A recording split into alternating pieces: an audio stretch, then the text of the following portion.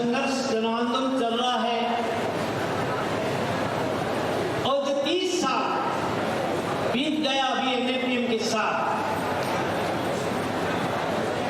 उनके जो अनुभव क्या है हमारा, और हम किसी तरह पहले से जन आंदोलन के जरिए लोगों के साथ, राष्ट्र के साथ और मुद्दा को उठाने के लिए जो प्रक्रिया, उसमें हम क्या क्या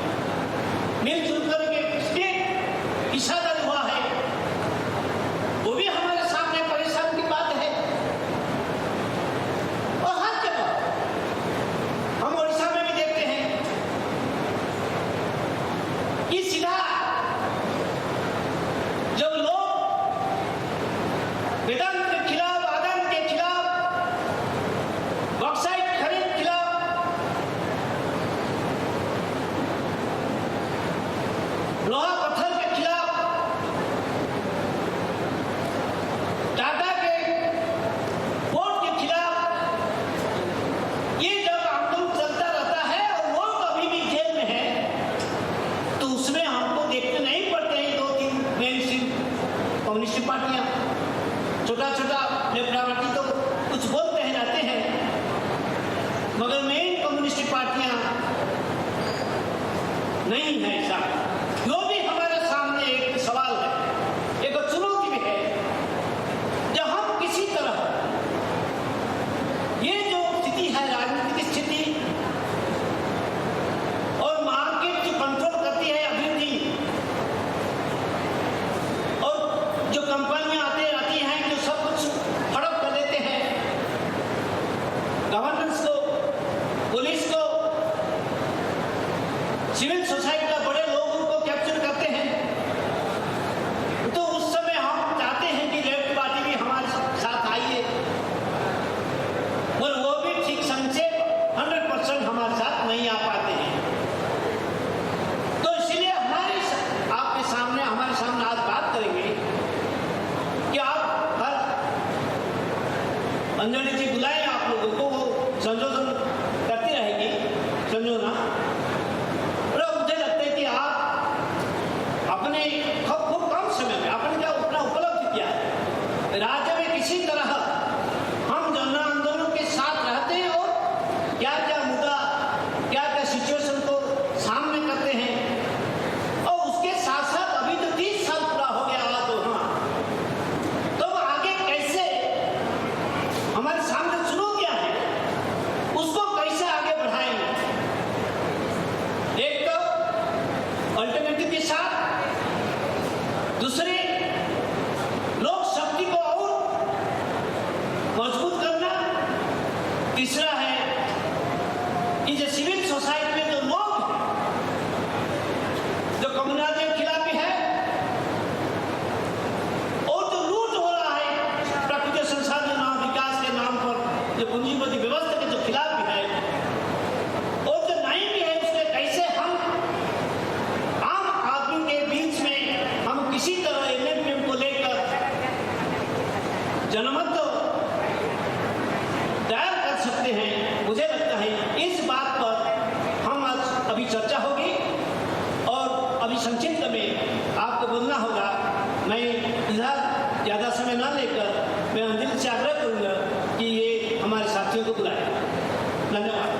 वीर क्रांतिकार अभिनंदन के साथ इनकलाब जिंदाबाद।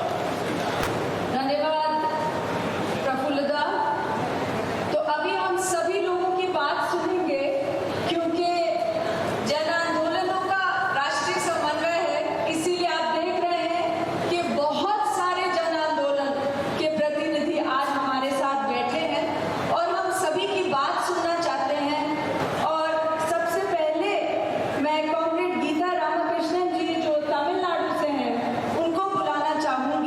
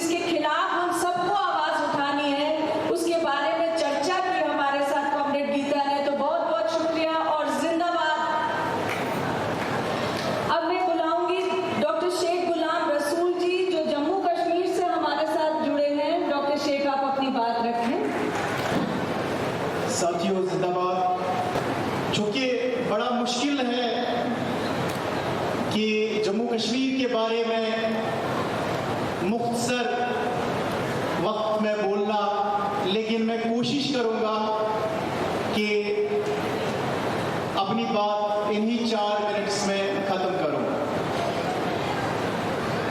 जम्मू कश्मीर की बात जब आती है, चूंकि मुझसे पहले नॉर्थ ईस्ट से एक स्पीकर ने बोला, बस्तर से बेला जी ने बोला, तो यही जम्मू कश्मीर में भी हो रहा है जो इन्होंने बस्तर और नॉर्थ ईस्ट के बारे में बोला, और ये हम सब जानते हैं। लेकिन अगर हम आज जिस दिन हम NAPM के 30 सालगिरह मना रहे हैं कि सिर्फ दुख की बात ही करें, तो एक निराशा फैल जाती है। हमने जो लड़ाइयाँ लड़ी है, यहाँ सब ऐसे मौजूद हैं, यहाँ मंच में भी मौजूद है, बहुत सारी लड़ाइयाँ हमने जीती हैं, बहुत सारी लड़ाइयाँ अभी हम लड़ रहे हैं। लेकिन जिन लड़ाइयों को हमने जीता है, मुझे लगता है उनको हमें सेलिब्रेट और चेरिश करने की ज़रूरत है। उससे हमें और लड़ने की, लड़ाई में एक एनर्जी आएगी। इसी तरह कुछ मिसालें हैं जम्मू कश्मीर में, जैसे RTI की लड़ाई और RTI के मदद से लड़ी हुई लड़ाइयाँ। उनमें एक खास लड़ाई तोसम मैदान बचाओ फ्रंट की है, जिन्होंने इंडियन आर्मी का 4th लार्जेस्ट फायरिंग रेंज बंद करवा के 10,000 पेस्टोरल कम्युनिटीज के हवाले कर दिया। ये एक बहुत बड़ी जीत है कॉन्फ्लिक्ट में। और जिस RTI की मदद से ये लड़ाई लड़ी गई, जिस RTI के जरिए सारी इंफॉर्मेशन निकाली गई, जिसका विरोध किया गया था, वो RTI आज खतरे में है।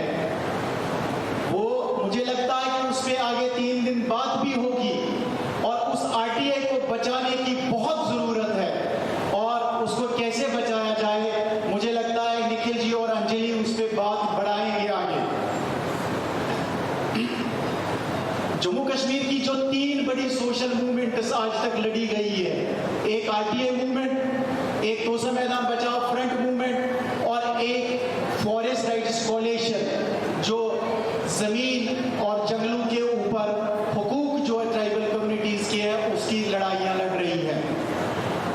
लेकिन आप जानते हैं कि 5 अगस्त 2019 को जो जबरी फैसला जम्मू कश्मीर और लद्दाख को सुनाया गया और 2 UTs लोगों के उमंगों के खिलाफ बनाई, तो उस फैसले का असल इन्होंने यहाँ क्या दिखाया, यहाँ प्रोपेगेंडा कुछ और किया, लेकिन वहाँ कुछ मकासद इनके कुछ और है। जो हम सुबह से बातचीत रख रहे हैं, असल लड़ाई हमारे और कॉरपोरेट्स के दरमियान है। असल लड़ाई कॉरपोरेटाइजेशन के खिलाफ है, असल लड़ाई कैपिटलिज्म के खिलाफ है। और एक ठोस स्ट्रेटजी बना के हम 4 दिन के बाद यहाँ से निकलें कि इस पे लगाम कैसे लगाई जाए। इनको माइनिंग करनी थी, चूंकि आर्टिकल 370 में एक प्रावधान मौजूद था लैंड प्रोटेक्शन का, माउंटेन प्रोटेक्शन का, जंगलों के तहफ़्फ़ुज़ का, तो वो हटाना जरूरी था। इसीलिए ये फैसला लिया गया। और आज इलेक्शन करने के बावजूद भी लैंड और लॉ एंड ऑर्डर वो वहाँ की चुनी हुई सरकार के पास नहीं है, वो दिल्ली की ही सरकार के पास है। क्योंकि इनको माइनिंग के कॉन्ट्रैक्ट्स कंप्लीट करने हैं, इनको लैंड वहाँ अलॉट करनी है, वहाँ जो माइनिंग फर्दर होगी वो चाहे पानी के ज़खायर इनको देने हैं कॉरपोरेशंस को, वो कंप्लीट करके शायद ही, चूंकि सुप्रीम कोर्ट ने इनको क्लियरली कहा था कि 2024 के आखिर तक स्टेटहुड जो है रिस्टोर करें, लेकिन आज तक वो स्टेटहुड रिस्टोर नहीं किया। और ये पहला स्टेट है जिसको डिमोट किया गया, वरना यूटी से स्टेट बनाया जाता, यहाँ स्टेट से यूटी बनाई गई। और लद्दाख यूटी के अलग मसले हैं जो आपने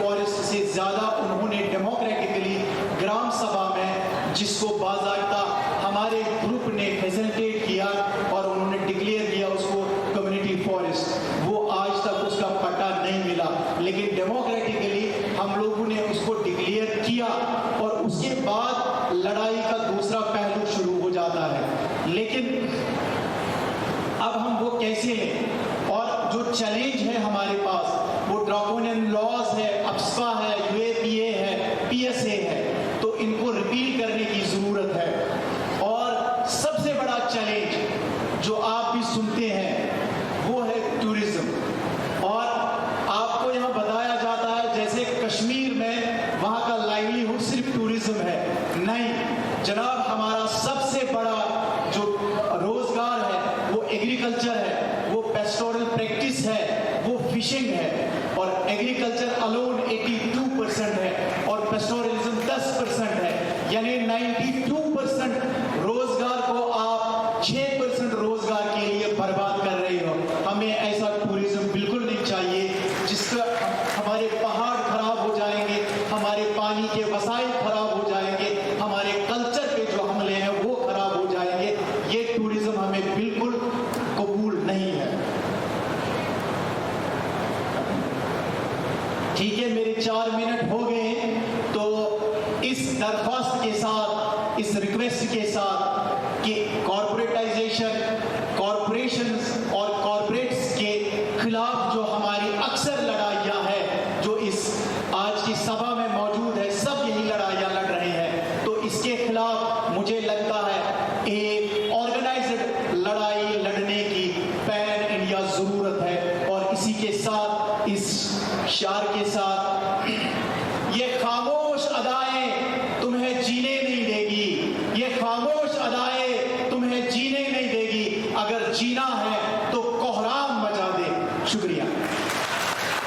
बहुत बहुत शुक्रिया डॉक्टर शेख गुलाम रसूल ने अपनी बात रखी। पहले जो सत्र था उसमें हमने बेला जी की भी बात सुनी थी, सोनम जी की भी बात सुनी थी और हमने जम्मू कश्मीर से भी बात सुनी है।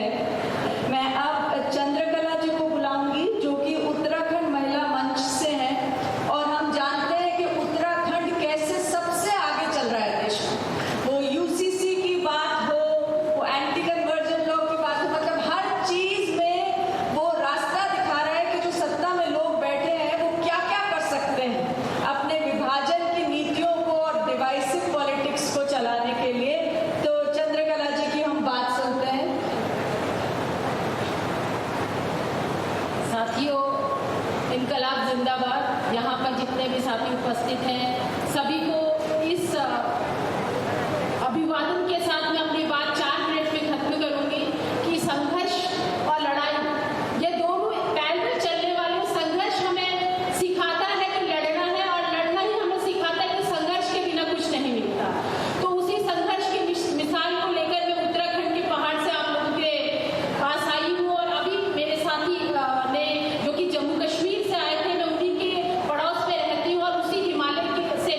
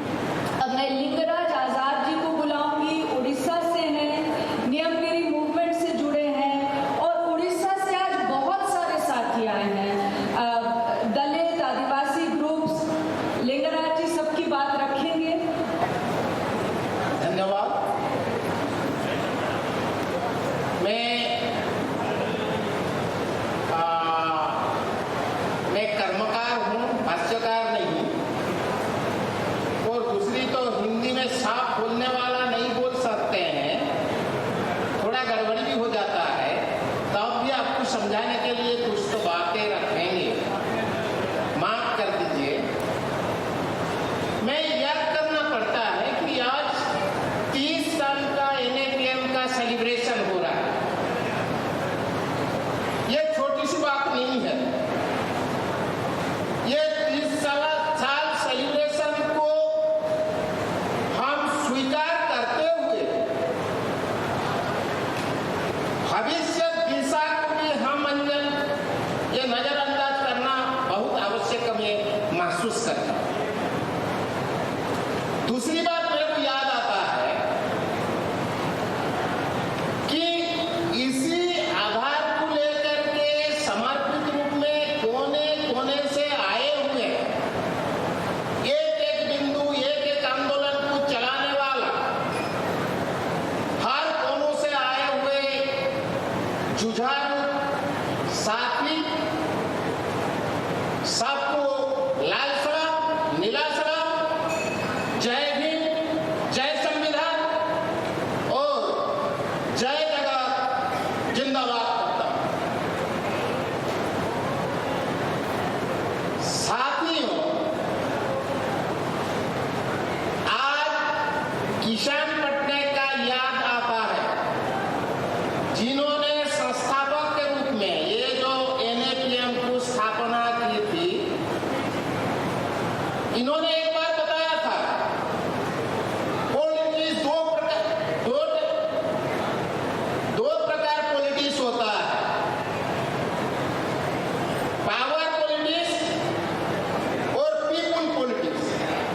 गांधी पावर पॉलिटिक्स में नहीं था, मगर पीपुल पॉलिटिक्स में पॉलिटिक्स को अंकुश लगा रहे थे। इसी तरह अगर पीपुल पॉलिटिक्स नहीं होगा, एक देश बर्बाद होने का कोई रोक नहीं सकता है। इसीलिए NAPM का स्थापना आवश्यक इन्होंने कहा था। दूसरी बात मैं कहना चाहता हूं, सिर्फ आंदोलन से हम कुछ सीख सकते हैं, भाषण से कुछ सीख सकते हैं, विचार स्पष्ट हो सकता है, मगर सैद्धांतिक जो रचनात्मक आचरण से हमको संस्कार मिल सकता है। जैसा हमारा NAPM का एक छोटे से बड़े नेता लोग हो या कर्मी हो, इसी तरह अगर हम संकल्प लेकर के आज ये 30 साल का संकल्प लेकर के हम इस्तेमाल नहीं करेंगे, हम कभी आगे नहीं बढ़ सकते हैं और हमसे कोई दूसरी लोग पार्टी का लोग भी सीखना आवश्यक होगा। दूसरी बात मैं कहना चाहता हूं, आंदोलन सिर्फ आंदोलन चलता है, आंदोलन चलता था, आंदोलन जीत लिया, अभी आंदोलन जीत करके भी हमको हराना पड़ता है। अभी हम सुरक्षा आंदोलन नहीं कर पाते हैं, हम सिर्फ जीत के आंदोलन हम करते हैं। तो आंदोलन जीत करके भी इसको सुरक्षा देने के लिए हमारा मकसद होगा, ताकत दिखाना पड़ेगा और इसी आधार से हमको सजाग रहना बहुत आवश्यक है। दूसरी बात मैं कहना चाहता हूं, पहले से लोकतंत्र की रक्षा जो हम कहते हैं, आज लोकतंत्र है नहीं, आज पूंजी तंत्र चल रहा है, कॉर्पोरेट तंत्र चल रहा है। आज लोकतंत्र है नहीं, लोकतंत्र का स्थापना करने के लिए हम आज संकल्प लेना पड़ेगा। तीसरी बात मैं कहूंगा कि लोकतंत्र में हम आंदोलन चला रहे थे पहले से, आज लोकतंत्र अगर नहीं है, आंदोलन किस तरह चल रहा और किस तरह झिल रहे हैं, ये सबको जानकारी है। ओडिशा का एक अखड़ा में देना चाहता हूं, हमारा नियम भी और राजनीति को भी हमको समझना पड़ेगा।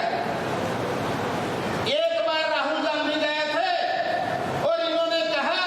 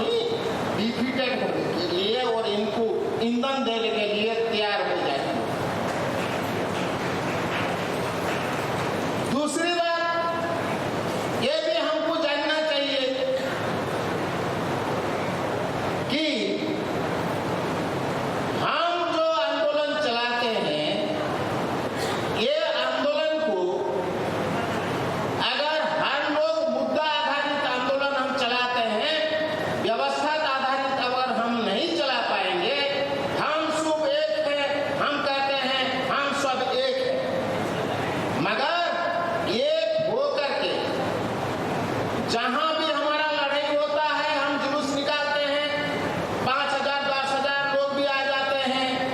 और इलेक्शन का टाइम में वोट किसको देते हैं? जिन्होंने हमारा बर्बाद करते हैं, जिन्होंने हमारा गर्दन चिपक रहे हैं, इनको हम सत्ता में बैठाते हैं। तो इसी तरह अगर हम चलेंगे तो क्या होने वाला है? और बहुत सारे बातें हैं जो सीखने का आवश्यक भी है। और आंदोलन जो करते हैं, आंदोलन का अनुभव ज्यादा शिक्षणीय होता है, किताब से कुछ नहीं है। जो प्रैक्टिकल करते हैं ये भी प्रैक्टिकल चलाना चाहिए। 1 मिनट, मैं 1 मिनट लेना चाहता हूं। हम कंपनी के खिलाफ लड़ते हैं, हम सरकार के खिलाफ लड़ते हैं, आंदोलनकारी से भी लड़ना पड़ेगा। कैसा? जो रेडिकल कहते हैं और रेडिकल आंदोलन कहते हैं, इन्होंने भी हमको टकराते हैं और इन्होंने भी हमको ब्रेक लगाने के लिए प्रयास करते हैं। इसको हम चैलेंज करना चाहिए। हम गंभीर हो या जयप्रकाश अम्बेडकर और महामान्य बुद्ध के विचार से हम चलने वाला। हम कहते हैं युद्ध, उड़िया में हम एक नारा लगाते हैं, युद्ध नुहे शांति चाहो, मृत्यु नुहे मुक्ति चाहो। इसी आधार से हम लड़ने वाला एनएपीएम का साथी लोग, हम किसी का साथ हम सिर नहीं झुका सकते हैं, किसी को भयभीत भी हम नहीं हो सकते हैं। और हम रेडिकल वाला हो और जो कुछ भी हो, हम सैल्यूट करते हैं। आंदोलन अपना स्ट्रेटेजी, अपना रणनीति से चलता है। हम भी समर्पित लड़ाईकारी होते हैं, इन्होंने भी समर्पित लड़ाईकारी होते हैं। इसको भी हम सम्मान दे रहे हैं, हमको भी सम्मान देना इन लोग सीखना चाहिए। ये बात कहते हुए मेरा बात को विराम दे रहा हूँ। सबको जिंदाबाद, इनकलाब। धन्यवाद। लिंगाराज भाई और बहुत सारी बातें उन्होंने छोटे समय में अपनी बहुत बुलंद आवाज में रख दी। और मैं अब शेख अकबर अली जी जो बस्ती सुरक्षा मंच दिल्ली से हैं, जानते हैं कि किस तरीके से बस्तियों को उखाड़ा जा रहा है। जो सभी अर्बन क्षेत्र हैं उनके सौंदर्यकरण के लिए उन्हें उखाड़ देते हैं। जमीन का प्राइस बढ़ रहा है तो बस्ती को उजाड़ दिया जाए, कोई सोच नहीं उसके पीछे जाती। शेख अकबर अली जी अगर आप अपनी बात रखें। सभी को धन्यवाद और जिंदाबाद। मेरा नाम शेख अकबर अली है और मैं दिल्ली के अंदर जो बस्तियां हैं उसमें काम करता हूं। और देखा गया कि जिस तरीके से नए नए इवेंट हो रहे हैं, उस इवेंट के आधार में दिल्ली के अंदर बहुत बड़ी मात्रा में बस्तियों को तोड़ा जा रहा है और तोड़ा गया भी है। उसके लिए ना नोटिस की ज़रूरत होती है, ना ही सरकार के जो पॉलिसी है उस पॉलिसी को देखा जाता है, ना कि लोगों के पास क्या डॉक्यूमेंट है, लोगों के पास उस टाइम रहने के लिए कोई जगह है या नहीं है, कुछ बताया नहीं जा रहा है। यहाँ तक कि नोटिस है उसके उनके घर से भी 10 से 15 कोस मील दूर लगाया जा रहा है। एक फोटो खींच लिया जाता है और जिस दिन डेमोलेशन होना होता है उस दिन आके बोलते हैं कि हमने आपके बस्तियों में पहले से ही आपके बस्ती में हम लोगों ने नोटिस लगा दिया है। और जब भी नोटिस लगाया गया है उस नोटिस में कभी भी ये कौन से एजेंसी ने नोटिस लगाया है, कौन से अधिकारी के उसमें साइन है, क्या है, कुछ भी पता नहीं होता है। तो इस तरीके से दिल्ली के अंदर जो एक बड़े मात्रा में जो डेमोलेशन हो रहा है, और खासकर दिल्ली के अंदर जो यमुना में पूरा 22 किलोमीटर में जो पूरा लेंथ है, जहाँ पे तकरीबन 56 गांव थे, उन 56 के 56 गांव को बगैर किसी नोटिस के तोड़ दिया गया G20 के टाइम पे।